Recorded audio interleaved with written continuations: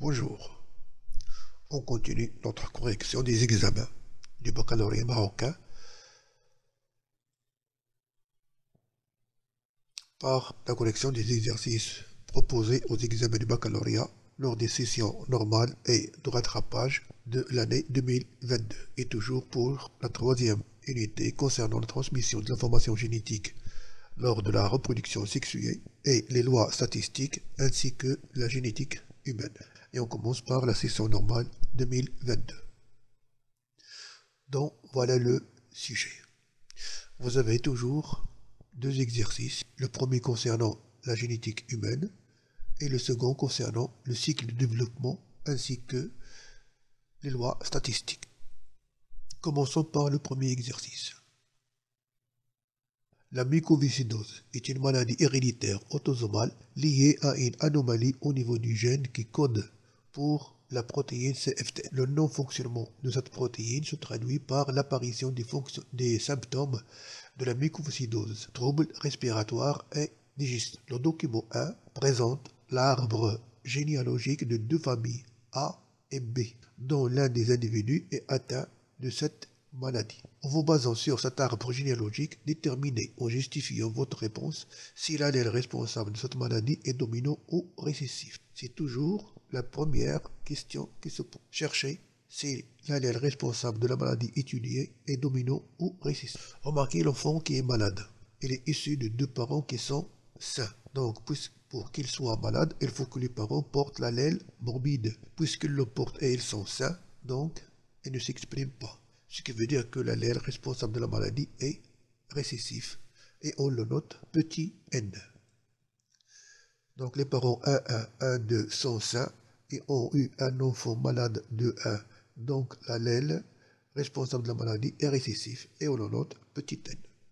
Deuxièmement, donnez en justifiant votre réponse les génotypes des individus 2,1, 2,4 et 2,5. Puisqu'on connaît la dominance et puisqu'on connaît les symboles, et puisque la maladie n'est pas liée au sexe, donc elle est autosomale d'après le données qu'on a ici, donc c'est très simple à faire le génotype des individus. Pour le 2,1 qui est malade, et puisque la maladie est récessive, donc l'individu doit être homozygote, donc il sera petit n, petit n. 2,4, 2,4, le voilà, c'est le frère de 2,1, puisque les parents sont hétérozygotes, donc il peut être, bien sûr, soit sain, soit porteur de la maladie. Donc, il peut être soit grand N, soit grand N, petit n. Alors que le 2,5, il provient d'une famille totalement saine, donc il peut être grand N. Donc voilà l'individu malade, donc petit n. L'individu 2,4, il peut avoir les deux génotypes, puisqu'il est d'apparence, il est sain, mais les parents sont hétérozygotes, donc il peut être porteur de la maladie, donc grand N soit grand N petit n. Pour le 2,5, c'est-à-dire cette fille qui est là, elle est saine, les membres de la famille sont sains, d'accord? Donc elle peut être grand N, mais puisqu'elle étudie cette maladie, on peut supposer qu'elle soit porteuse elle aussi de la maladie, donc on peut laisser aussi le génotype grand N petit n. Troisièmement, sachant que la probabilité que l'individu de 5, cette femme, soit porteur de la maladie est de 1 sur 30. Déterminez en vous aidant d'un échiquier de croisement la probabilité pour que le fœtus 3,1 soit atteint de cette maladie. Alors, pour calculer la probabilité pour que cet enfant 3,1 soit malade, il faut que ses parents soient porteurs de l'allèle morbide. Donc on vous donne ici que pour que cette femme soit porteuse, c'est 1 sur 30. Alors pour cet individu-là, pour qu'il soit porteur de l'allèle morbide, puisque ses parents sont hétérozygotes, donc si on fait l'échiquier de croisement, on va avoir 2 tiers de personnes, c'est-à-dire on va avoir 3 quarts de personnes qui sont sains et 1 quart qui sont bien sûr malades. Donc les 3 quarts qui sont sains, il y a un qui est homozygote et 2 qui sont hétérozygotes. Donc on a 2 parmi 3 individus sains. Donc c'est 2 tiers. Et pour que cet individu ou ces individus hétérozygotes donnent naissance à un enfant malade, c'est 1 quart. Donc la probabilité pour qu'il donne un enfant malade, c'est 1 quart de l'enfant c'est-à-dire la probabilité pour que l'enfant soit malade, fois 2 tiers la probabilité pour que le père soit porteur de la maladie, c'est-à-dire hétérozygote, fois 1 sur 30, c'est-à-dire la probabilité pour que cette femme soit porteuse de la maladie. Voilà, plus clairement. Donc, calcul de la probabilité pour que 2 4 soient porteurs, c'est-à-dire cet individu pour qu'il soit porteur, ses parents sont hétérozygotes. Donc, elles vont donner 3 individus qui sont sains, d'accord? Celui-là, il est malade, bien sûr. 3 individus qui sont sains, mais parmi ces 3 individus, il y a seulement 2 qui sont porteurs, donc c'est 2 sur 3. Donc, puisqu'il n'est pas malade, donc la probabilité qu'il soit porteur de l'allèle morbide est 1 tiers plus 1 tiers, ça veut dire 2 tiers. On sait que la probabilité pour 2 5, c'est-à-dire la mère, est de 1 sur 30. Si on suppose les 2 parents sont porteurs, donc voilà les 2 parents qui sont porteurs, on va avoir seulement un quart d'enfants qui sont malades. Donc un quart, c'est le cas de l'enfant qu'on a ici. Donc la probabilité pour que le fœtus 3-1 soit malade, c'est 2 tiers du père, fois 1 sur 30 de la mère, fois le 1 quart pour que l'enfant soit malade. Ça donne 1 sur 180.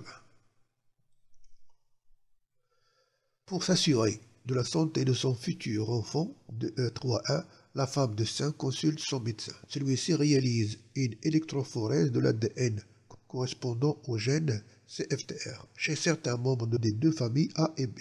Les résultats sont représentés dans le document numéro 2. Donc voilà l'arbre généalogique qu'on a vu tout à l'heure. Et là, c'est bien sûr les résultats d'électrophorèse de l'ADN. On vous demande, en exploitant le document 2, donnez en justifiant votre réponse les génotypes de chacun des individus testés et déduisez l'état de santé de l'enfant attendu 3-1. Donc pour le 2-4, on avait dit qu'il peut être soit grand N, soit grand N petit n, c'est-à-dire soit homozygote, soit hétérozygote. Alors ici, on est sûr et certain qu'il est hétérozygote parce qu'il présente les 2 allèles.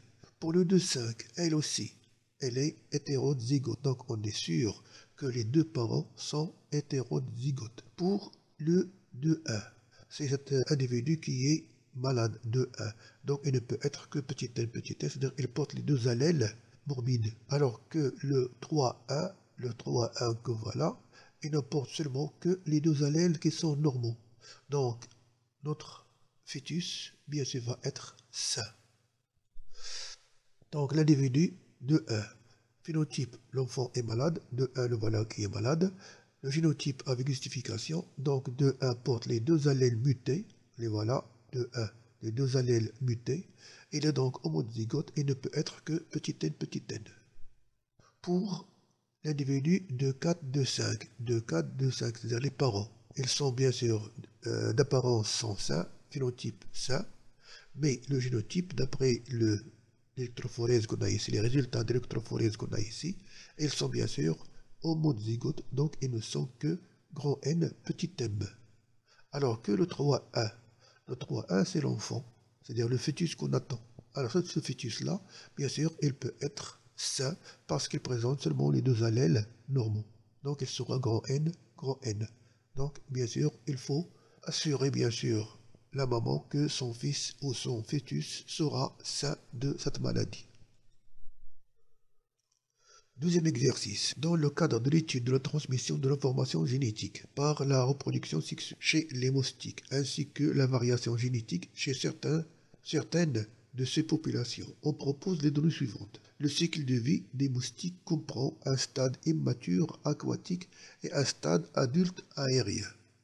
Donc vous voyez bien sûr, il y a un stade aquatique dans l'eau et un stade aérien bien sûr dans l'air. Ces insectes se développent en 4 étapes: œufs, larves, nymphes et adultes, qu'on appelle aussi imago, qui peut être un mâle ou une femelle.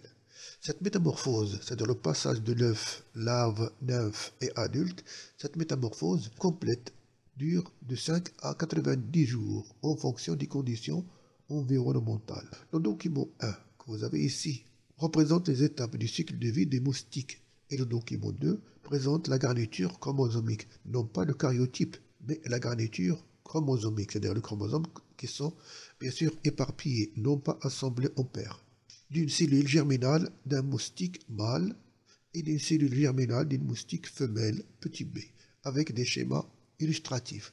Donc voilà les schémas qu'on peut prendre avec l'appareil photo. Et voilà bien sûr les schémas illustratifs. Petit a, à quelle phase de la division cellulaire a-t-on pu obtenir les deux photos du document 2? Justifiez votre réponse. En constatant les deux photos, soit A, soit B, on constate qu'il y a un appariement des chromosomes homologues, c'est-à-dire un rapprochement des chromosomes homologues, soit dans la figure A ou la figure B. Donc ça représente bien sûr la première méiose, c'est-à-dire la première division de la méiose, et le stade prophase. Donc c'est la prophase 1 de la méiose. Donc les photos A et B montrent l'appariement des chromosomes homologues et formation des tétrades. Donc c'est une prophase 1 de la méiose.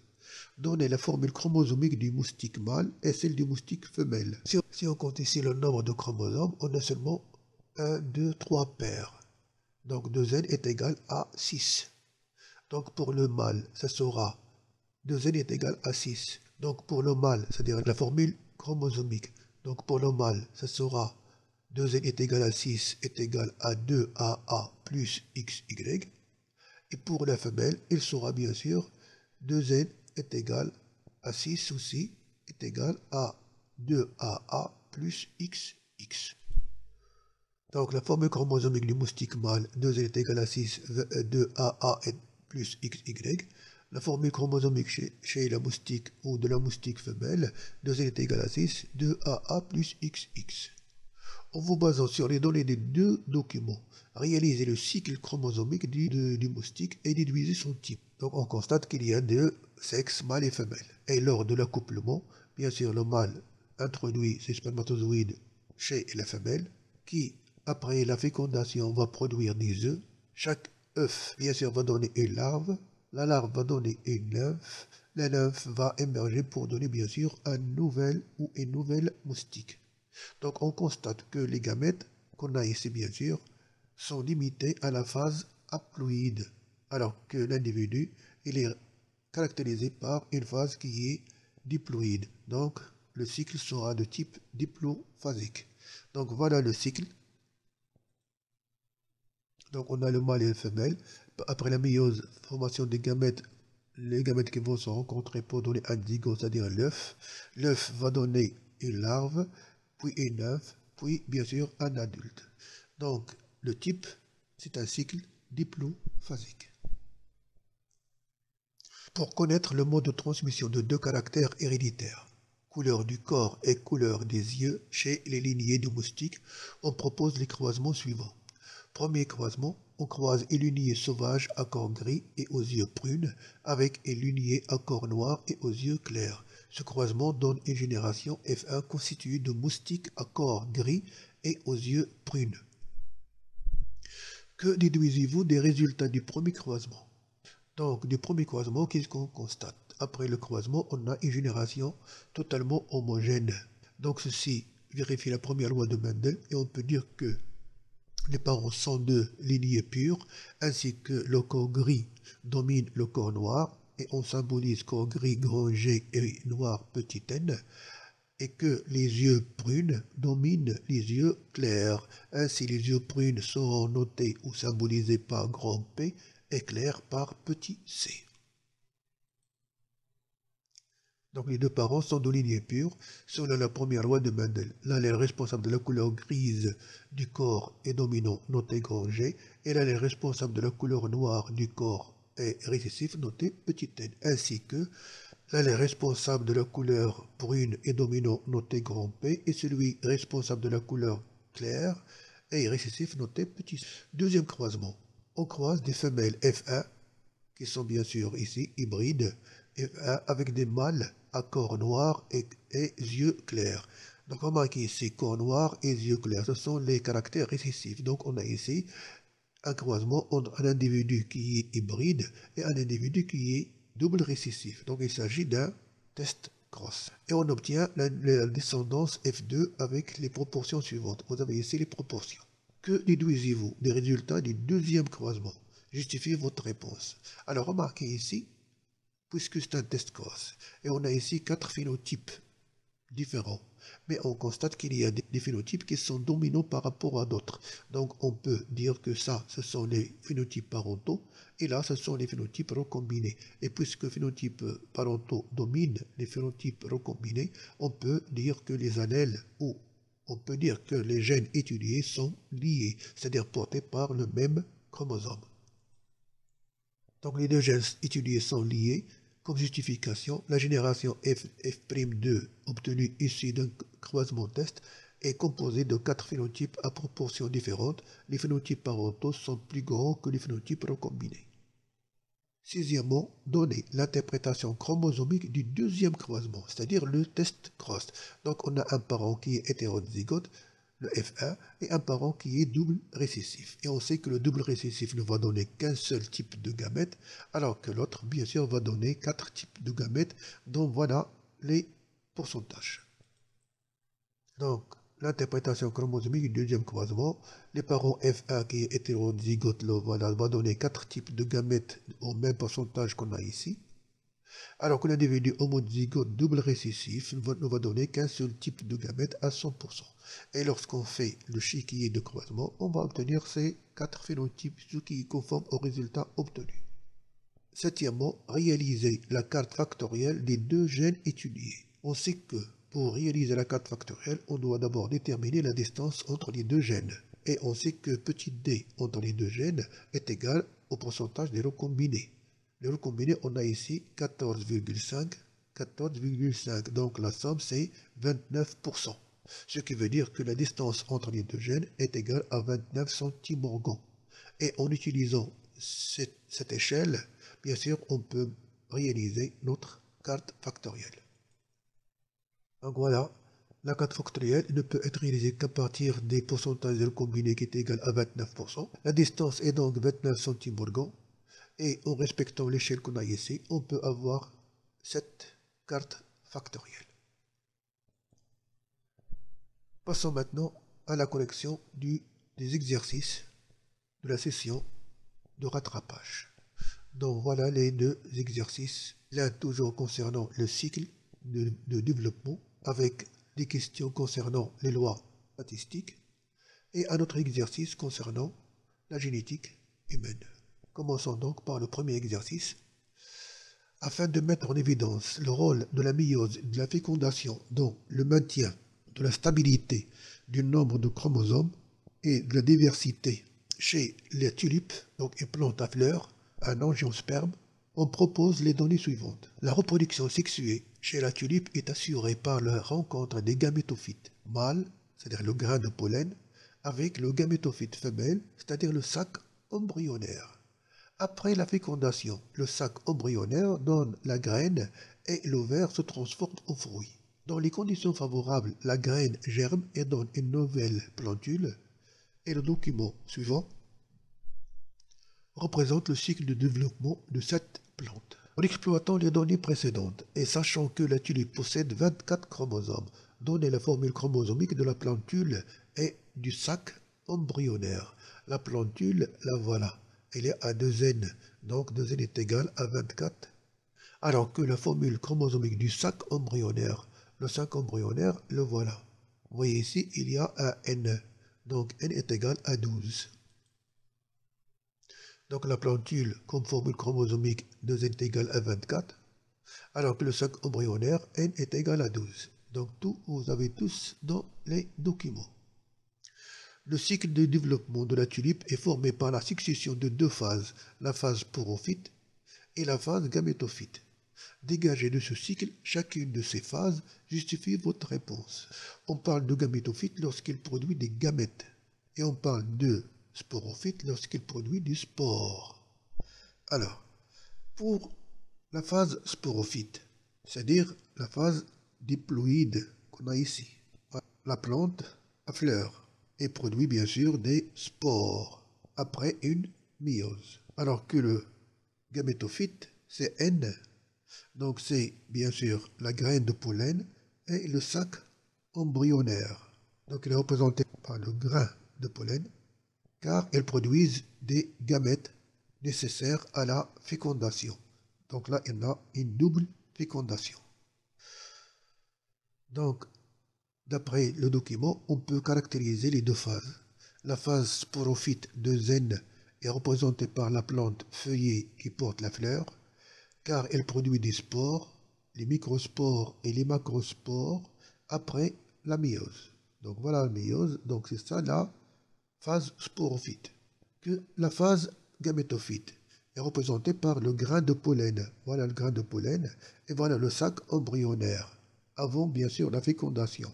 Donc ça, ce sont les gamétophytes. Ils vont produire bien sûr les gamètes mâles et gamètes femelles. Donc on a ici une phase sporophyte, et là on a une petite phase qu'on appelle phase gamétophyte. 3. Réaliser le cycle chromosomique de cette plante. Puisqu'on parle de gamétophyte et sporophyte, bien sûr, le cycle, c'est très simple à réaliser, et son type sera bien sûr haplodiplophasique ou diplohaplophasique. Donc voilà le cycle chromosomique de la tulipe. Voilà donc le gamétophyte, on a le sexe mâle et le sexe femelle. Il va y avoir bien sûr une fécondation pour donner un œuf. Donc là, on a un œuf principal et un œuf secondaire. Donc le principal va donner un zygote et le secondaire va donner un albumen. Pour donner bien sûr un sporophyte qui est la plante feuillée. Au niveau des organes sexuels, au niveau des feuilles, il va y avoir une méiose pour donner des spores qu'on a ici bien sûr, qui vont donner aussi des gamètes. Ce sont bien sûr les gamétophytes. Donc on a ici le grain de pollen et là on a le sac embryonnaire. Donc là c'est le cycle demandé. Pour le type, c'est un cycle haplodiplophasique, puisqu'il y a présence de deux phases qui sont presque importantes, la phase gamétophyte et la phase sporophyte. Afin d'étudier le mode de transmission de deux caractères héréditaires chez la tulipe, on propose les croisements suivants. Premier croisement, réalisé entre des plantes à fleurs rouges et à pétales entiers, et des plantes à fleurs jaunes et des pétales découpés. Les grains issus de ce croisement sont semés et ils ont donné une génération F1 constituée de plantes à fleurs oranges et à pétales découpés. Alors que le deuxième croisement, réalisé entre une plante de la génération F1 et une plante à fleurs rouges et pétales entiers. Ce croisement a permis d'avoir une génération F'2 constituée de phénotypes suivants. Que voilà. On vous demande à partir de l'exploitation des résultats des deux croisements, déduisez le mode de transmission des deux caractères étudiés. D'après le premier croisement, on obtient ici une génération totalement homogène. Donc d'après la première loi de Mendel, on peut dire que les parents sont de race pure. Ça d'un côté. Mais de l'autre côté, remarquez ici, on a la fleur rouge, fleur jaune. Mais là, on a une fleur orange. Donc apparition d'un nouveau phénotype qui va être intermédiaire entre le phénotype des parents. Donc on peut dire qu'il y a un cas de codominance. Donc on peut noter fleur rouge grand R et fleur jaune grand J. Alors que pour la forme des pétales, les pétales découpés sont dominants par rapport aux pétales entiers. Donc on a ici on a un cas de dominance. Donc en général, dans ce cas-là, on peut dire qu'il y a deux cas.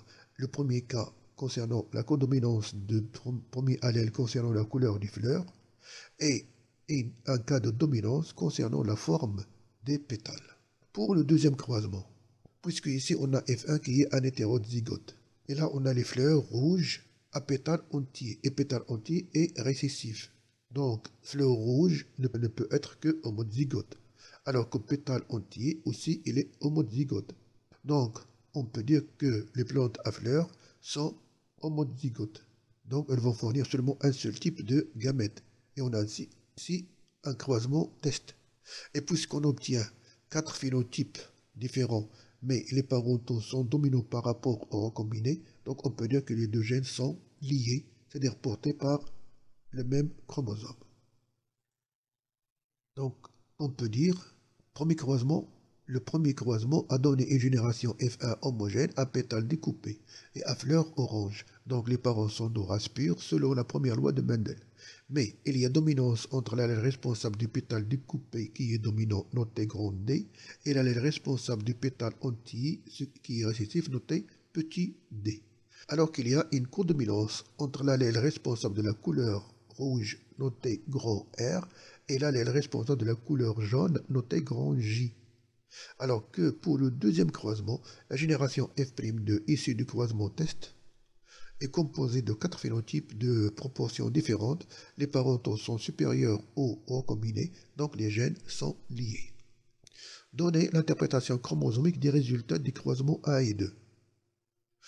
Alors, commençons par le premier, c'est-à-dire un croisement entre parents P1, P2, dont on connaît les phénotypes et les génotypes qui sont bien sûr homozygotes, et on sait bien sûr qu'on va obtenir une génération qui est totalement homogène. Seulement, il faut faire attention au phénotype des fleurs oranges. Bien sûr, elle va comprendre les deux allèles. Il sera bien sûr grand R, grand J. Voilà donc pour le premier croisement. L'interprétation chromosomique du premier croisement, donc P1, P2, grand R, petit d, grand J, grand D, fleur rouge, pétale entier, et la fleur jaune, pétales découpés qui sont dominants. Les voilà. Donc celui-là va donner, il va donner seulement un seul type de gamètes, et là un seul type de gamètes, puisqu'ils sont homozygotes. Et bien sûr, ils vont donner un nouvel individu, dont voilà le génotype. Or, le phénotype sera orange découpé. Pour le deuxième croisement, F1 fois l'individu homozygote. Donc, on connaît le génotype de F1 et on connaît le génotype du parent du deuxième croisement qui est à fleur rouge, donc grand R, pétale entier, petit d. Donc, grand R, petit d. Et voilà donc ce génotype. Il va donner seulement un seul type de gamète, alors que celui-là va donner bien sûr 4 types de gamètes de pourcentage. Bien sûr, on doit le calculer à partir des données expérimentales qu'on a ici. Et lorsqu'on fait l'échec de croisement, voilà ce qu'on, bien sûr, on peut obtenir. Voilà donc les phénotypes et leur pourcentage. Un horticulteur cherche à obtenir une nouvelle variété de tulipes à fleurs rouges et à pétales découpés, c'est-à-dire les deux caractères sont dominants. Fleurs rouges grand R, pétales découpés grand D. En vous basant sur les phénotypes des individus de la génération F'2, proposez en justifiant votre réponse à l'aide d'un échiquier de croisement, le croisement qui permet d'obtenir le plus grand nombre ou la plus grande proportion du phénotype désiré. Bien sûr, pour obtenir cette nouvelle variété, fleurs rouges et pétales découpés, bien sûr, on peut croiser les individus de F1 qui ont le phénotype grand R, grand D, soit homozygote, soit bien sûr homozygote pour l'un, hétérozygote pour l'autre. Voilà par exemple ce qu'on peut avoir. Pour obtenir cette nouvelle variété de tulipes à fleurs rouges et pétales découpés, on croise les individus de F2 de phénotype grand R grand D et de génotype grand R grand D, grand R petit d entre eux. Donc voilà l'interprétation chromosomique.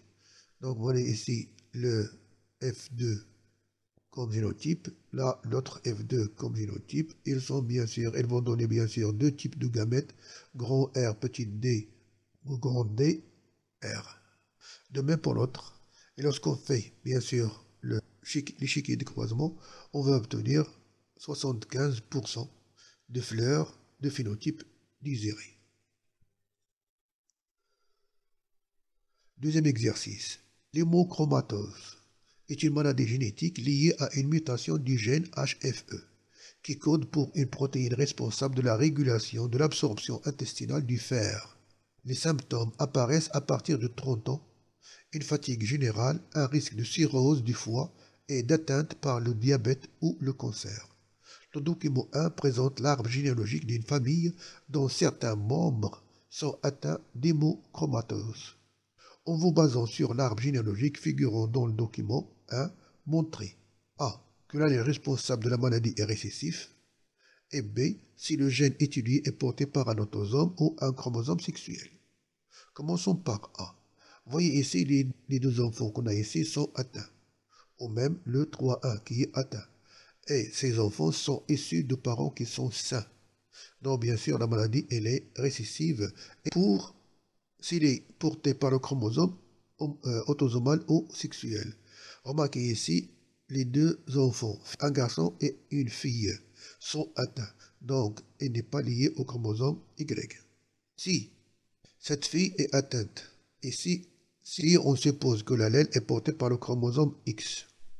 Cette fille qui est atteinte et la maladie récessive doit avoir un X venant du père morbide et un X venant de la mère morbide. Or, le père, il est sain.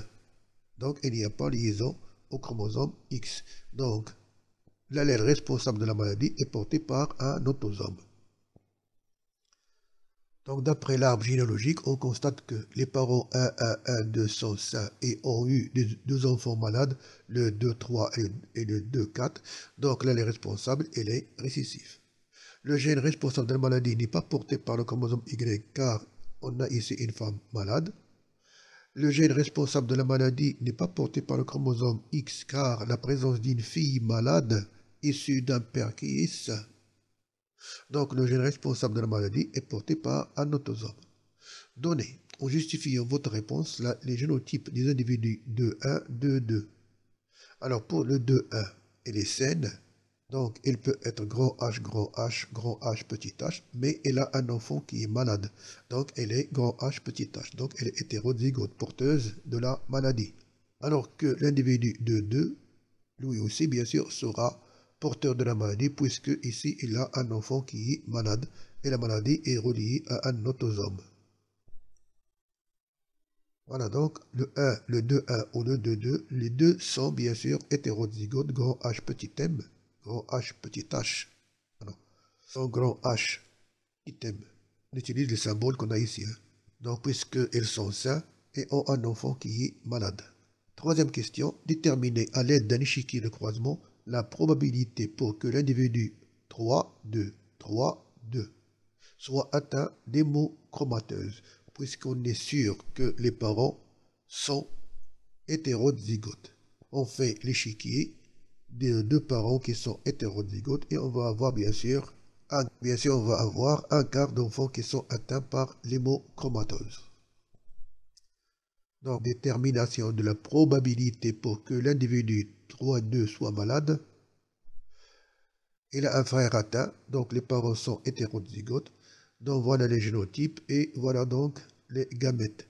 Et lorsqu'on fait l'échiquier, voilà, on obtient qu'il y a seulement un quart d'individu qui est malade. Donc la probabilité est de un quart. L'analyse de l'ADN par la technique d'électrophorèse permet de détecter les formes allyliques des gènes étudiés et de déduire le génotype de l'individu testé. Le document 2 que vous avez ici présente les résultats obtenus. Voilà donc le pédigré de la famille. On a ici la mère, le père, le fils, le premier fils qui est atteint et on cherche à déterminer si ce deuxième fils sera atteint ou pas. Tout à l'heure, on avait dit qu'il y a un quart comme probabilité, 25% comme probabilité pour qu'il soit atteint. Alors, cette analyse de l'ADN par l'électrophorèse vous donne ces résultats. Et on vous demande, en vous basant sur le résultat de l'analyse génétique, déduisez le génotype de l'individu 3, 2 et justifiez votre réponse. Alors, puisque ici, on a le cas d'un individu malade et le cas d'un individu sain. Le malade présente un allèle, donc l'allèle morbide, alors que le sain présente l'allèle sain, l'allèle normal. Or, le 3-2, vous voyez ici, il présente les deux allèles.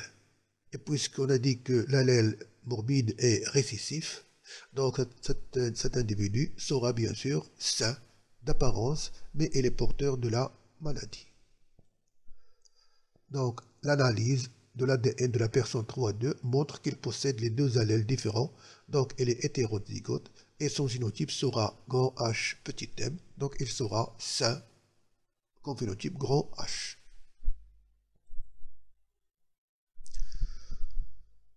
Alors, dès la prochaine vidéo, je vais commencer la correction des exercices concernant l'immunologie, puisque vous ne serez pas examiné sur la génétique des populations ni sur la géologie. Donc on va entamer la correction des exercices proposés lors des examens du baccalauréat de 2016 à 2022. Donc voilà pour l'examen proposé concernant la restitution des connaissances lors de l'examen normal 2017. Et là, vous avez proposé lors de la session de rattrapage de 2023. Donc, comme vous le constatez, il y a seulement 2 examens concernant la restitution des connaissances pour l'immunologie. Donc, vous pouvez arrêter la vidéo pour réaliser cet exercice, pour tester vos connaissances avant la prochaine vidéo. On va bien sûr réaliser la correction. Et à la fin, je vous souhaite bon courage et à la prochaine vidéo.